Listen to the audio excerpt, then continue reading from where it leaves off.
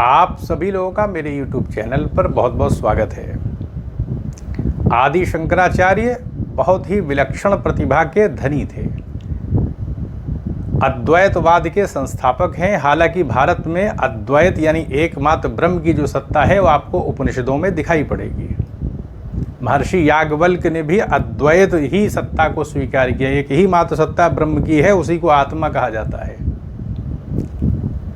तो अगर हम प्राचीन काल में देखें, जैसे महर्षि कणाद के जीवन को देखें, तो ज्ञान के प्रति उनका इतना लगाव था कि कोई और कार्य नहीं करते थे, यहाँ तक कि भोजन के प्रति भी उनका विशेष अनुराग नहीं था। अब ये बात कैसे सिद्ध होगी कि उनका नाम ही पड़ गया है कणाद, यानी वो खेतों से अन्न को बिन करके जो भी थोड़ा बहुत वो अपनी एक भोजन उनका हो जाए तो उतना ही अन्न बिन लेते थे खेतों से और फिर वो भोजन करते थे और अपने कार्य में वो लगे रहते थे। इसीलिए आज उनका नाम भी पूरे विश्व में जाना जाता है। जब भी वैशेषिक दर्शन की बात की जाती है, उसके संस्थापक कौन हैं तो महर्षि कणाद हैं। वैसे उनका नाम उलूक था, इसलिए औलूक के दर्शन भी कहा जाता है वैशेषिक दर्शन को।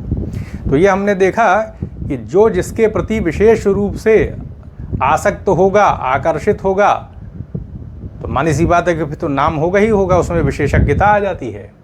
तो इस आधार पर हम अगर देखें, आदि शंकराचार्य अद्वैत को प्रमुखता से स्थापित कर रहे हैं, उसके प्रचार प्रसार में लगे हुए हैं। 4 पीठों की स्थापना भी उन्होंने किया। तो किसके लिए किया था और क्यों कर रहे थे आदि शंकराचार्य? अद्वैत के इतने प्रचार प्रसार में क्यों लगे थे? ताकि लोगों को मोक्ष मिले। उसी एक अद्वैत को जाना जाएगा तभी हम अपने वास्तविक स्वरूप को जानेंगे, क्योंकि हमारा अपना वास्तविक स्वरूप जो दिखाई पड़ रहा है वो तो शरीर के साथ है, और शरीर की सत्ता व्यवहारिक रूप से है। ये तो भौतिक तत्वों से बना हुआ है, तो ये तो हमारा स्वरूप हो नहीं सकता। सबके अपने अपने शरीर हैं, सबका अपना अपना शरीर का अपना अपना स्वरूप है, रूप रंग है, स्वभाव भी अपना अपना है। और जिसका जो स्वभाव हो जाता है जल्दी बदलता नहीं है। स्वभाव को बदलने में समय लगता है, उसके लिए बहुत नियंत्रण, धैर्य, ये सारी चीज़ों की आवश्यकता, मूल्यांकन करना, तर्क वितर्क, इन चीज़ों को अपनाएंगे जब हम, तब हमारे स्वभाव के अंदर जो कहीं ना कहीं उसके अंदर जो विभिन्न प्रकार के दुर्गुण होते हैं, अच्छे गुण भी होते हैं, बुरे गुण भी होते हैं, लेकिन बुराई के प्रति ज़्यादा झुकाव देखा जाता है। तो इस आधार पर कहा जा सकता है कि स्वभाव को नियंत्रित करना इतना आसान काम नहीं है, बहुत मुश्किल होता है, समय लगता है, लेकिन किया जा सकता है, असंभव भी नहीं है।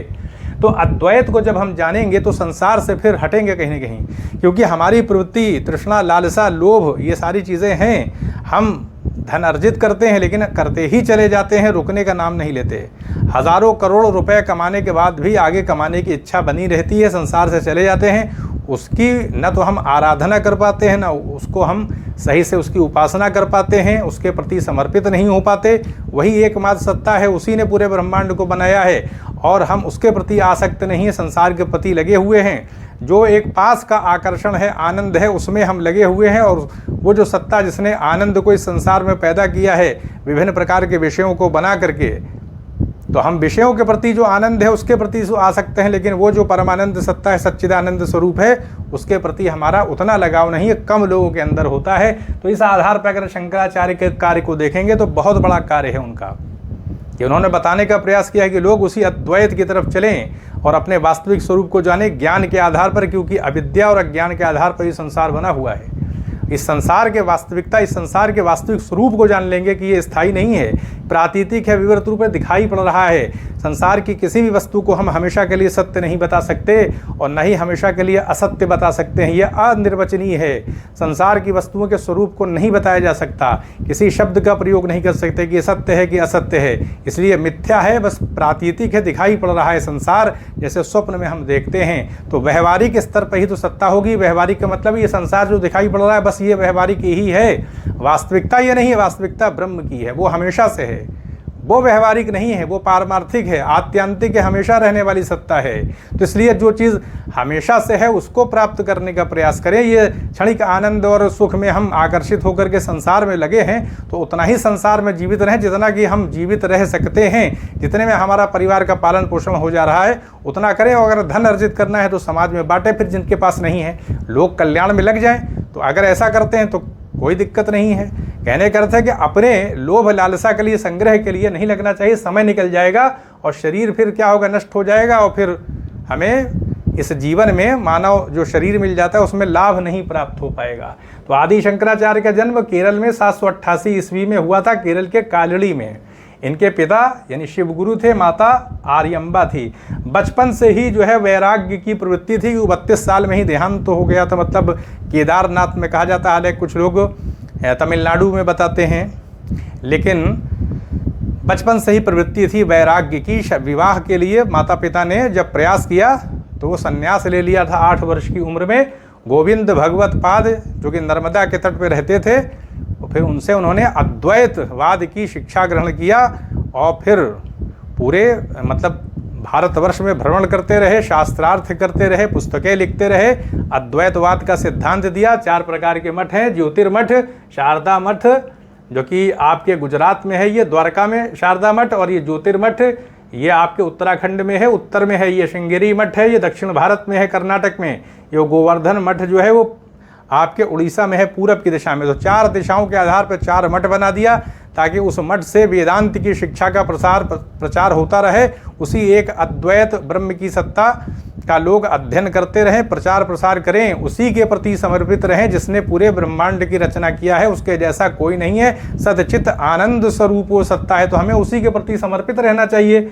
विवेक चूड़ामणि भी शंकराचार्य की एक बहुत विख्यात पुस्तक है। इसमें अद्वैत की बड़े सरल ढंग से व्याख्या किया है। मंडन मिश्र मीमांसा दर्शन के आचार्य थे बहुत बड़े, इनसे शास्त्रार्थ करके अद्वैत वेदांत में इनको भी दीक्षित कर लिया था। आदि शंकराचार्य ने, आदि का मतलब पहले शंकराचार्य थे, वो शंकराचार्य बहुत सारे हुए हैं बाद में। लेकिन अगर हम देखें तो शंकराचार्य का जब देहांत हो गया था 820 ईस्वी माना जाता है। उसके बाद फिर विजयनगर साम्राज्य जब स्थापित हुआ था, तब श्रृंगेरी मठ को जब विजयनगर के शासकों से संरक्षण मिला तो शंकराचार्य की ख्याति 14वीं शताब्दी में होने लगी। तो इस प्रकार से हमने देखा कि अद्वैतवाद की स्थापना किया, और महर्षि बादरायण की जो पुस्तक है ब्रह्मसूत्र, उस पर ब्रह्मसूत्र भाष्य लिखा, और बहुत सारी पुस्तकें शंकराचार्य ने लिखी है। तो कहने का अर्थ ये है कि जो कार्य जिसको संपन्न करना होता है, क्योंकि बचपन से ही विलक्षण प्रतिभा के धनी थे, तो उनसे वो कार्य लिया गया और उन्होंने उस कार्य को कम आयु में ही संपन्न किया और फिर संसार से वो चले गए, ताकि बाद के जो लोग हैं, आज जो वर्तमान में जो जीवित हैं, उनके लिए कहीं ना कहीं एक संदेश है उनका, उसी अद्वैत के प्रति समर्पित रहें, उसी को प्राप्त करने का प्रयास करें, अपने वास्तविक स्वरूप को जानने का प्रयास करें, आत्म साक्षात्कार के प्रति समर्पित हों, ताकि हम कहीं ना कहीं उस अद्वैत को, यानी उसको मोक्ष की जो एक स्थिति हो उसको हम प्राप्त कर लें, हमें मुक्ति मिल जाए। यही शंकराचार्य का मुख्य ध्येय था। तो यहीं पर अनुमति दें, चैनल को सब्सक्राइब भी करें, शेयर भी करें। आप सभी लोगों का बहुत बहुत धन्यवाद।